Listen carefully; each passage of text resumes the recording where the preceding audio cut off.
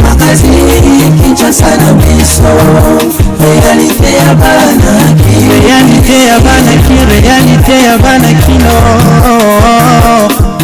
Décédé dimanche 11 juillet dernier en France, Nzoto ya Tata Cardinal Mosengo Passinia ezali inhumé le mercredi 21 juillet na cathédrale Notre-Dame du Congo na présence ya chef de l'État congolais Félix Antoine Tshisekedi Tshilombo accompagné na homologue na ye ya Congo Brazzaville Denis Sassou Nguesso Obayaki pour na rendre dernier hommage na grand homme église catholique oyatikaki biso Nicolo Eleki na ngambo mosusu président ya Ligue de Jeunes et ensemble pour la République Jacques Ndala azali condamné na 2 ans de prison ferme pour incitation à la violence. Bas détail ya ba élément nyonso tout de suite na KMB News ya mokona lelo.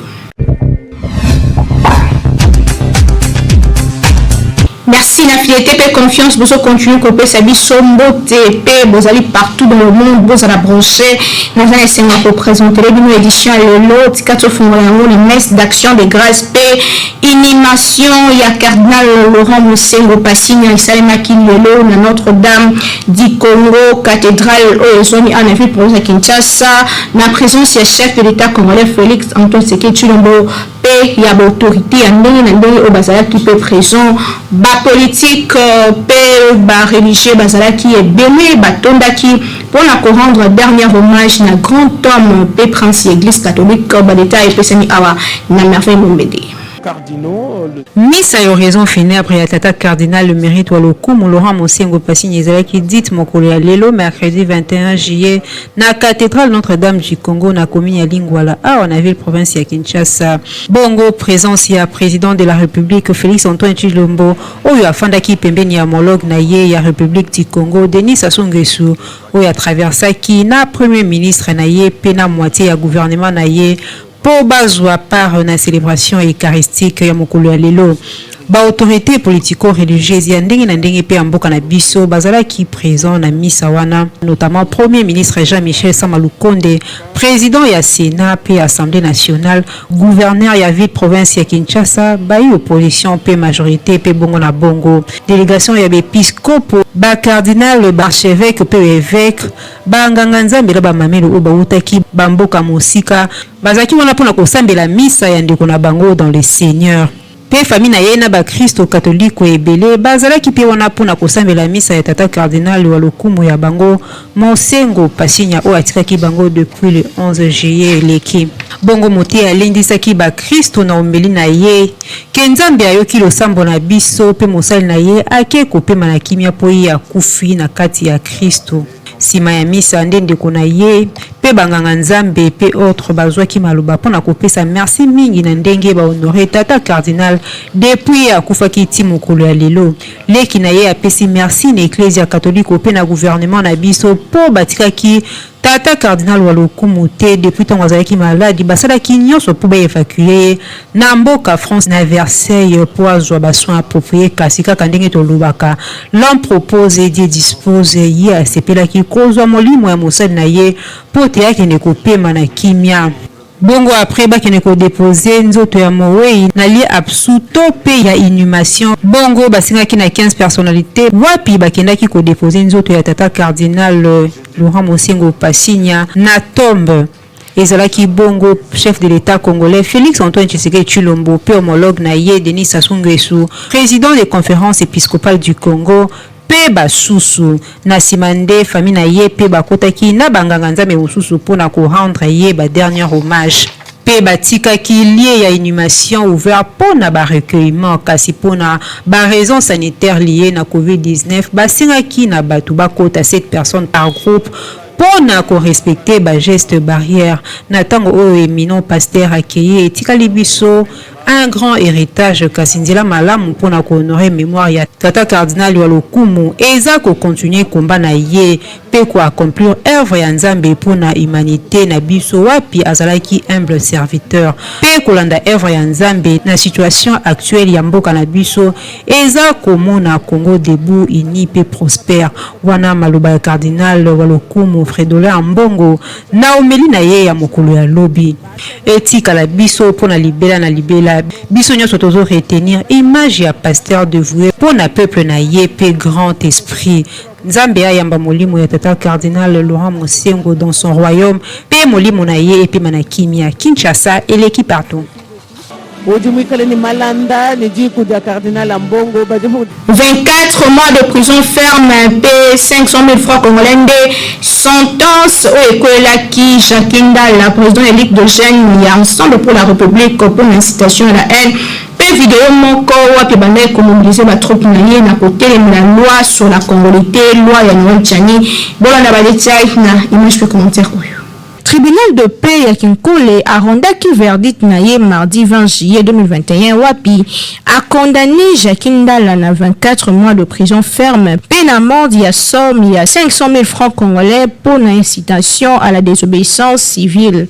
Tobo Sanatek, coordonnateur national et jeunesse et Ensemble pour la République, Azalaki jugé en flagrance du ministère public, Wapi ministère public à Sengela qui est 30 mois et à servitude pénale, car si tribunal est décidé qui copie ça y est 24 mois, c'est-à-dire 2 ans, na prison centrale Yamakala.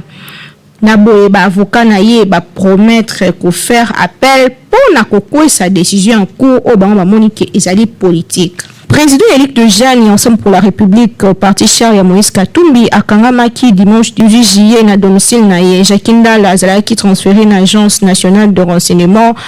Wapi a passé qui nous dimanche 18 juillet, yambo ya kozala transféré na parquet lundi 19 juillet. Wapi a yokamaki mardi pe azali condamné na 2 ans de prison.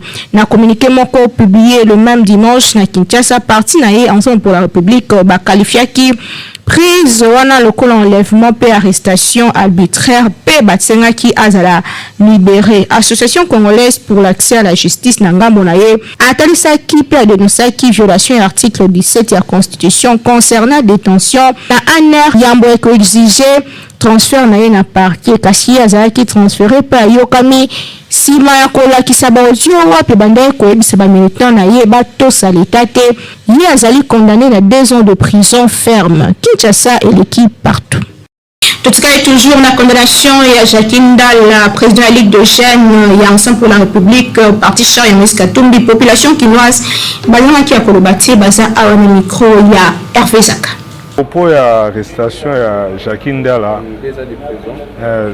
donc na moni bon, il revenait ils ont salanga, ils ont erreur de connaître ça dans ce sens que au lieu à respecter procédure normale ndenge zalaka, mais il y a l'équipe bamona ba réseaux sociaux à l'objet que aotinda bato ba marché pour na loi ou ya congolité bon je ne sais pas la raison nini il y a monaki mabeni ni wana que pour que le loi ceux qui ont frappé ou bien frappé nini bon je ne sais pas raisonner ça là mais ce qui est important il fallait à respecter la voie légale pour na ko faire attendre voie na bon on est dans acharnement parce que bango ba liberté d'expression bon les Jakinda là alobaki karaki ceux qui bosali loi na biso to ngwana nini ezaki opinion na ye bango ko kanga moto na opinion te de bango bato de pesi na gouvernement bango bato comme na état de droit Jakinda batinde les convocations te il a mandat d'amener au contraire bango basali à violation à domicile parce que ba bukinda ka Jakinda là balali Jakinda la ti na chambre ba ko kangaye o ba ebise bisoge anera zakate bon ba mitu ka président so yaje pa Jakinda les années ils a anerte donc ils a continuité à Kabila yende sous sa Kabila wana ils ont que pas Félix bazo kanga Jakinda là tout le monde a parlementaire debout il y a IDPS ba fini caméra awa tout le monde sait que bango bakangi bango te bafingaka Joseph Zonga na Rwanda bayemba partout tant que Joseph azali na pouvoir tout le monde esika bakanga Joseph bakanga ba parlementaire debout les députés ndeni Jacques na opinion na ye ba condamner 2 ans c'était un faux débat bazaki na moi eloko moko ya se pour bakanga Jacques Ndala kaka eza bien te bakangi parce que tozali komona IDPS no bazaki na pouvoir te bazaki kofinga mais moto azali kokanga bango te Kisekedi le père kuta loba ki Kabila azali Rwandais azonga na Rwanda batikalaka kokanga ye te mais oyo Jacques Ndala asali papa soki bakangi ye en tout cas tozo comprendre te comprendre que c'est que IDPS bango osambaka na loyenge ezali politique na politique bafinga na politique balobaka bakritikaka moto nyonso to na politique papa journaliste eza nango malamu te oyo IDPS bakomi kosala eza vraiment bien te mpona ngai nde oyo tolandaki na bilili ndenge ndeko alobaki ke mboka kozala paralyse esalaki biso bien te parce que toza na bana bazokende kelasi bandeko fo bakende na bopito bakende kosunga bato ere déjà na journée moko mboka eza paralyse eza déjà manque ya gagnant économie na biso ekozwa perturbation ndenge ye alobaki bongo eteke justice ndenge azosala mosala na ye soki esengi amérite na etumu wana eza malamu eza kaka te po ete ndeko azali na eteni ya Moïse Katumbi lelo ope soki ekweli bandeko ya IDPS moko mpe alobi moko ya mabe oyo justice ezosenga bongo te il faut batendre na justice lelo ope soki ekweli ndeko moko ya Lamuka ou bien ya INC eza il faut justice asala mosala na ye toza na bosenga justice ezala 2 points de mesure te si eyake non nde tobake non par exemple ke non population aza na kati mwini wana eza na kati ya étude d'abord que so bapropose yango eza na kati ya étude mais ce qui que peuple a moni que lui que à la marche pacifique n'est pas parce que ils ont reconnu pacifiquement dans la constitution qui reconnaît qu'il y a des marches pacifiques si le peuple a fait une marche mais eux ils ont ça un soulèvement c'est qu'on doit créer une rébellion c'est ce qui est le plus mauvais mais vous êtes sur combien de personnes il dépasse la créer une rébellion banda qualité passe la toujours non violence pacifique ils ont reconnu dans la loi mais eux ils disent qu'il faut créer une rébellion pour créer une sécurité. Depuis que le bâtiment a créé une sécurité. Depuis qu'il y a un problème, à ça la marche n'est pacifique, à ça la déclaration est pacifique. Soit dans le moment où on dépose, soit on voit ça marche pacifique, on dépose le moment où on a un parlement. Ce n'est pas pour ils ont la loi. Mais si on est contre la loi, le loi n'y a pas. Mais ouais, c'est ça ma baie. Il faut toujours contenir le langage, tout ça tout. Depuis que le papier trop, on va gaffer. Si on gaffer, on va attendre la télévision, on s'excuser. On fait ah on a le qui m'a bien parce que nous tous nous sommes des Congolais. Vous comprenez? Nos frères politiciens au baye sika na politique ou bien na sentiment ya l'idée au bazo comme ça baye bani na ko protéger langage na bango. Secrétaire national ya IDPS Kibasa Louis Kibasa asola kinga ba pasteur ya commune ya Ngalema yemoko azalaki sur terrain abetelaki bango masolo le lenge ni masolo ezotambola kuna na IDPS Kibasa bolanda témoin événement natosiata kosala politique ezali kozala musika ya nzambe te pona Bible par exemple eza ebele Joseph azalaki chrétien mais akomaki premier ministre na Égypte pe grâce na ngolu oyo nzambe atiaki na ye pe na poste wana abikisaki Égypte na nzala roi David pe malgré royauté na ye kasi atikalaki même moral na Dieu le créateur na bongo IDPS Kibasa na nzela ya secrétaire national nango Louise Kibasa mwasi ya mayele pe ya makasi na madame Isabelle Kibasa basangisaki ba responsable ya ba église ndenge na ndenge ya commune ya Ngaliema na DGC po na kosolola na bango pe kotalisa bango ete secteur na bango esengeli pe kende liboso pe koyebisa bango comment est-ce que bakoki ko accompagner ba action ya chef de l'état po na bolamu ya ba congolais nyonso. Message na memeli bango ezakaka accompagnement selon vision ya chef de l'état, c'est-à-dire congolais nyonso ici azali concerné na changement. Likanesi ya IDPS Kibasa ezali lobby bamona basali ya nzambe pe na kati ya bokambi mboka ba yeba que peuple oyo bazali ko diriger aza congolais. Peuple au bango bakambaka chaque dimanche ou 3 fois par semaine. Peuple on a congolais. Peuple on a quoi appartenir na Congo. Peuple on a un président. Fachi ne sera pas là pour toujours. C'est un mandat, ça va se terminer. Mais qui viendra après Fachi devra aussi épouser l'idée. Quelques pasteurs bango moko pe ba sepelaki na idée oyo pe balobaki boye na miko ya KNB. Madame Kibasa aza mutu moko aza mwasi te. Mutu na ye ezosala. Aza mwasi kaka parce que azolata robe mais makambo ezobima na mutu na ye eza différemment na makambo tozomona azosala. Elonga na kosenga ye asuka boyete a continuer kokende na commune par commune parce que biso ba pasteur ya commune Ngaliema to bénéficier quelque chose qui est très important. Biso pe to ndimi biso nyonso ba pasteur ya Ngaliema to travailler na ensemble. Kolobake ba politicien baza bandoki baza banana. D'abord Bible lobby toute autorité vient de Dieu. Et moi erreur moko to kotaki nango ya koza musika ya batuana. Mais nous avons compris Joseph, il a travaillé avec Pharaon. Nous avons compris Daniel Asagna roi. Donc nous aussi, nous sommes là. Tout ça pour ça, bandimi base à la bornité, kaka na marambo itali spirituel. Parce que au-delà de la spiritualité, mon demi faut vivre. Mon demi même nga pasteur, je ne peux pas dépendre des offrandes. Pourquoi? Parce que nzamba tie ba talent katinanga ona ko bimisa yango to sunga mboka na biso okende liboso. Même sur ozongi na Bible, Yesu azaki charpentier. Pendant Zagina Papa Naé, Azaki charpentier. Quand on voit l'apôtre Paul faisait des tentes pour se nourrir, tente on en a actuellement, s'il faut parler de tente, on est à construction. Donc c'est-à-dire bisonion surtout on a capacité il y a changer culture ya mboka na biso. Toti kalate ovani nanda ko pour que église na poko té.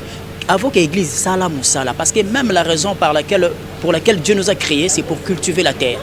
Quand on cultive la terre, c'est une manière d'adorer Dieu. Pourquoi? Parce qu'on le fait pour sa gloire. IDPS likanisi na bango ezali kaka ko faire évoluer secteur oyo ya Bonzambe na ville ya Kinshasa. Ndeko pasteur Yebela po okoki kaka ko vivre na ba offrande te. Pour même Jésus azalaki charpentier, Paul de Tarse azalaki collecteur d'impôts. Donc okoki pe ko servir mboka na yo tout en étant serviteur de Dieu. O tolobaki te tolobi Kinshasa et l'équipe partout. Honorable Daniel Mbo a déposé Mokolo proposition de loi naye portant modification et code de la famille. Wapi Eli Yamoamba a proposé notamment fixation et mbonga dot pelisusu pour régulariser fiançailles et comme vraiment reconnu dans l'État a PCP quelques modifications parce que nous avons avec force de taille na Mikolo ezali koya.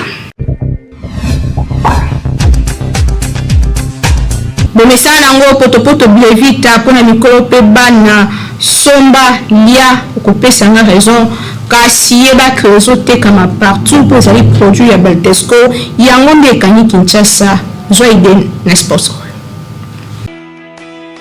kaka ndenge amesana na ye kosunga population congolaise Beltesco aye lisusu na blevita oyo ezali potopoto kitoko riche en protéines pe vitamines sachet moko kaka ya pamba ya blevita eza na essentiel ya ba éléments nutritifs nécessaires pour le développement pe kokola kitoko ya mwana na yo yoka blevita oyo eza mélange ya 4 types ya farine lokola farine ya masangu oyo ezali riche na ba nutriments ya énergie farine de bleu riche na ba vitamine B1 pour le système nerveux farine ya loso riche na fibre pour la digestion moko ya malamu farine ya soja riche na oméga 3 pour le développement ya kitoko pe pour na cerveau ya mwana na yo na misu kobosa na te ba tchepe miliki na kati pour na calcium oyo ezali nécessaire pour le développement ya mikuwa poto blevita ekopesa énergie pe makasi na mwana na yo chaque jour pour na kosakana kitoko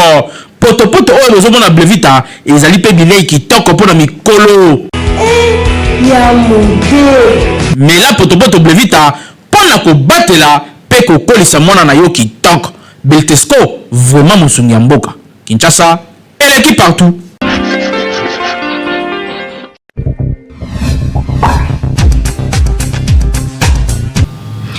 toujours imité mais jamais égalé. K1B News, c'est toujours d'informations vraies et vérifiables. À te proposer une extrait émission qui nous doki politique aux adhérents en ligne na chaîne YouTube Nabiso. La démarche d'ensemble pour la République, je pense que c'est un droit constitutionnel, c'est manifesté, entre guillemets, c'est santa lésé. Je ne suis pas d'accord na ba propos ya Jakindala par rapport à Makambalobi parce que bisoto za exemple, bisoto zo bundela pona mboka, on doit vraiment servir de référence, mais seulement la manière dont les choses se font, moi je n'apprécie pas. Condamné, mais à qui profite l'arrestation de Jakindala? C'est vrai que diffamation qui flagrance par rapport à propos naïe, mais c'est sous les émotions parce qu'il s'est dit dans sa logique et que la loi est tiani ou et que pas nogo na ngantini pululu ou azo lemba obunga nzelate ezo salake ezo tia Moïse Katumbi dans les cas, mais qui ne sait pas que pendant les consultations il a fallu un Katumbi pour crédibiliser les consultations, il a fallu l'union sacrée, il a fallu un Jean-Pierre Bemba laisser Guémena venir soutenir les chefs de l'État. Je vais vous dire une chose, madame, je ne vais pas rater cette opportunité au travers de ta caméra. Makamboni Suzosama, les chefs de l'État n'est pour rien, c'est l'UDPS. Les amis de l'UDPS, ils sont tellement limités. Manque d'argumentaire. Kofinga 3 fois. Moi, nous, Finga, comme ça, Kofinga, la tata botier. Pour nous nourrir, mais ça n'a pas finga. Aujourd'hui, l'UDPS n'arrive pas à donner des argumentaires. Nous sommes tous au sein de l'Union sacrée. Mais soyons rationnels. On a condamné Mobutu à l'époque. On a condamné Kabila. Aujourd'hui, c'est nous, l'Union sacrée, au travers de la vision du chef de l'État, nous sommes au pouvoir. Pourquoi les amis de l'UDPS se croient tout permis? Pourquoi les amis de l'UDPS sont dans les blablabla? Pourquoi ils sont dans la bassesse? On n'est pas sur le bois. Fachi n'est pas là pour les bois. Fachi n'est pas là pour les Kassaïens. Fachi est là pour Nganaïo, tous Congolais. On l'a voté, il est chef de l'État. Nous tous devant la loi, tous égaux. Bisson son ban, on a mis son papa, tous égaux. Bisson a battu la bingo, celui du président Gilles. Il n'y a pas parlement debout. Il est dans la diffamation jour et nuit. Il est dans des imputations dommageables graves jour et nuit. Qui en parle, madame? Mais ça s'est dit déjà parce que apparemment ils ont justice 2 poids 2 mesures. Si ça s'est dit. Ça s'est fait. Je suis de l'Union sacrée. Je te l'ai dit devant caméra, madame. Justice dans l'Union sacrée, ça a 2 poids 2 mesures. Et ça a la coloration politique. On a suivi les procès 100 jours. Qui pouvait s'attendre que les procès 100 jours au finish, ils ont procès moraux politique. Tout le monde va préfabriquer ça. Les lots Tanzanie ont aussi un conteneur juste quand on a quitté à Mabé, préfabriqué, ils ont coufa, mais bon comme ils sont là, na quand les préfabriqués sont là, c'est courant, c'est maille, on va revendre des lima ou bien bateau. Quand Kamel disait ça, qui les croyait? Personne. DG Ara aux banques, à son sexe qui 32 millions de $. Et Kenda Wap. DG OVD, à Sokok, arrêté, libéré. On comprend rien. Daniel Massaro n'a jamais été s'ambitier jamais dans Mozino. Pourquoi tout ça? Ça profite à rien. Mon président de la République qui est Fachi Béton, il avait un cahier de charges, il avait une mission, il avait une vision. Excusez-moi de vous le dire. Aujourd'hui, l'entourage du chef de l'État va embrouiller Mokonzi. Tokanga Kamere et Sibité. Congolité, Yahweh Zobeta Mabaku. Tokanga Matata, dossier vide. Et ça sonne.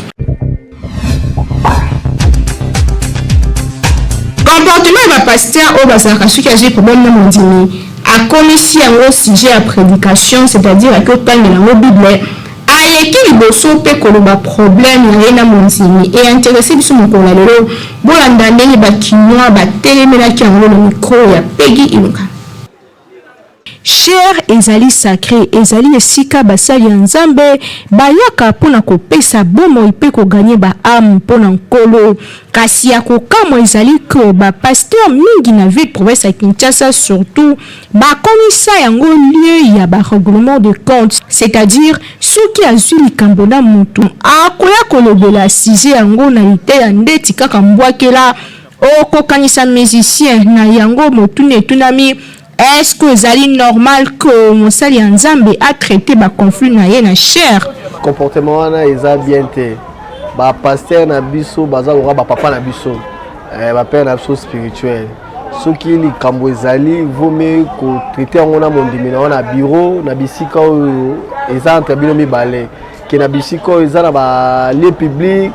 Oza mona kwa pasteur a temi likola cher, obwakela mondimi ba bwakela ezalaka penda kitoko te. bongo penda rosa pe ke mondima kima eza penda bilo mo to kondana ngo makasi pasteur pe akoza muto ya biloba loba te muto kolobaka lobaka makama bato bongo baza bato baza ba père aza muto azaka na secret nde toyebaka na baeglise catholique basango baza bato muto aza na problème ake ko se confesser aza nango na motema eza mpona ye vi na ye mobimba yango wana bible elobi ke soki oza na problème na motu luka ye bokutana bosolola soki boyokani bosolo soki esimbi te oluki bato mosusu mpo boserange mais ntango ezobwakeda mondimi jeton na chair eza dignité wana eza lokwa moto ezokimisa mondimi oyo aza pembeni alongwa akende mosika eza mpe bien te ntango ndeko abetelo lisolo oyo asalaki oza moto oyo opesa ye conseil des années bino mibale bokutani opesi ye conseil jamais ke okoki koleka okomisa ngo lokwa bamosusu ekoma lokwa prophétie amobeta ngo prophétie eza dignité devant nzambe tozali kosala péché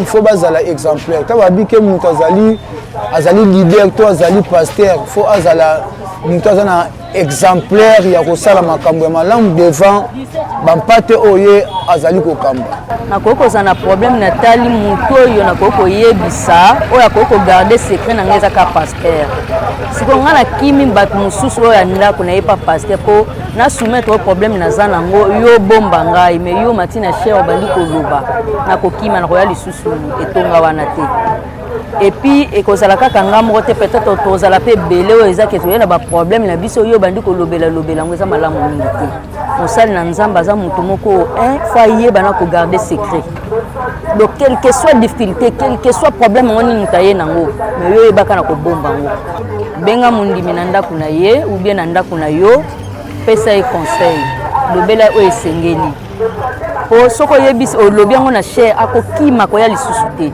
akokima directement changer tonga yo ozoteya po obikisa milimo ya bato non po opanza milimo ya bato eza mpena malamu mingi te donc bao basalelaka yango soki so osalaki yango ekoyoka conseil oyo tika kosala lisu te mpo obikisa milimo ya bato mingi ezozala mpe bapaster oyo eza nango kaka ya nsima ndako po paster oyo aza vraiment bien oyo aza bien renseigné oyo ayebi makambo ya nzambe aza na manda ya makambo na nzambe akotelema jamais na chere abete mosolo te ta nasololaki boye nalobaki boye naloba ata otangi nkombo ya motu te mais likambo déjà ntango eleki na église eza deya na quelques membres bayebi deya likambo elekaki bosoni soki eza ya motu te mais ntango yo obetango na chere omoni teke wana quelque part eza ozwi lisusu nani salité ozopanza lisusu voilà ozopanza eza mabe makasi en tout cas bapaster vraiment batika basunga biso tozaka bandimi baproblème ebando ozala kaka to bandolia nango kaka ndako nyonso ezaka kaka na bosoto mais esengaka kaka bato baza na kati ya ndako wana babongisa salité mpo olongola na ndako esengaka kaka kolo ndako asala nini alongola yango pasteur yeba ke ozali source ya bénédiction pour na batu comportement na yo pe bajustement na yo ezali ko-influencer d'une manière ou d'une autre comportement ya foule esengeli oyeba discours nini kotenir liboso ya batu ata kozalaki choqué ata kozalaki na problème na moto yeba lolenge ya kobengaka ye pembeni et surtout bino batu bokoma soki babeteli yo problème ya ndako ya batu okoya koloba yango na cher ndeti kaka okoma musicien ya kolekaka partout na ba TV kobwa kaka bambwakela yeba ko ezali malamu te kokimisa bato mosusu na église pe kobungisa bamilimo ya bato ya tata nzambe yango ezali mosala na yo te kanisa yesu kutu akufelaki bato na kolusu kasi bafingaki ye ebongo yo nani balobelo mabe te moke oleki sujet ya liteya papa pasteur changer yeba koganye ba âme et non kobungisa ba âme ya nzambe Kinshasa et l'équipe partout. Nazaki esengo akopresente bino édition ya mercredi 21 juillet mokona lelo ngai wa bino nazosala toujours mosala mpo mosepelisa bino mpe anaka bonus tosala mosala kitoko toujours d'une manière très professionnelle. Merci na bino bozalaki ebele kolanda biso kasi na aussi édition boye te tikala mpesa merci na équipe technique mpe rédactionnelle oyo esungaki na mokona lelo na nsima caméra tozalaki na Hervé Zaka régie esimamaki na Timothée Kayembe réalisation ezalaki ya Nathan Siata. Toujours la coordination et la communication, je me dis, on a bien notre coutani, nous connaissons les courriers, l'association quoi pour servir, boulot, crâne, bouling, rapport, pour informer, boulot, et ça devoir la biso. Magazine,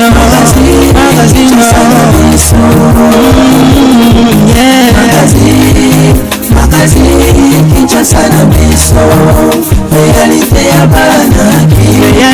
bana ki réalité ya bana kino